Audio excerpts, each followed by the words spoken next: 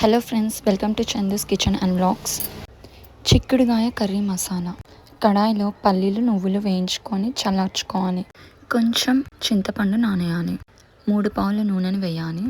ఆవాలు, జీలకర్ర, కరివేపాకు, ఆనియన్ లైట్గా ఫ్రై అయ్యాక అల్లం పేస్ట్, పసుపు వేసి స్మెల్ పోయేంత వరకు మగ్గించుకోవాలి. కడిగి చేసి పెట్టుకున్న మెంతి కూర వేసి మగ్గించుకోవాలి లైట్గా సాల్ట్ వేసి.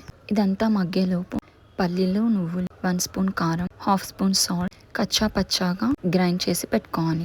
మెంతి కూర మగ్గాక ఆలుగడ్డ కట్ చేసి వాష్ చేసి వేసుకోవాలి. ఈ ఆలుని 2 మినిట్స్ మగ్గనివ్వాలి. ఇప్పుడు చిక్కుడుకాయ వేసి సాల్ట్ వేసి 15 మినిట్స్ పెట్టుకొని మగ్గించుకోవాలి. 15 మినిట్స్ తర్వాత గ్రైండ్ చేసి పెట్టుకున్న పల్లీల నువ్వుల పౌడర్ని వేసుకోవాలి.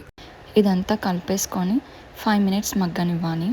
5 మినిట్స్ తర్వాత 1 స్పూన్ కొబ్బరి పౌడర్ వేసుకోవాలి. 1/2 గ్లాస్ వాటర్ వేసుకొని మరో 5 మినిట్స్ మగ్గించుకొని చపాతీతో సర్వ్ చేసుకోవడమే. Give a like, share, subscribe, comment. Thank you for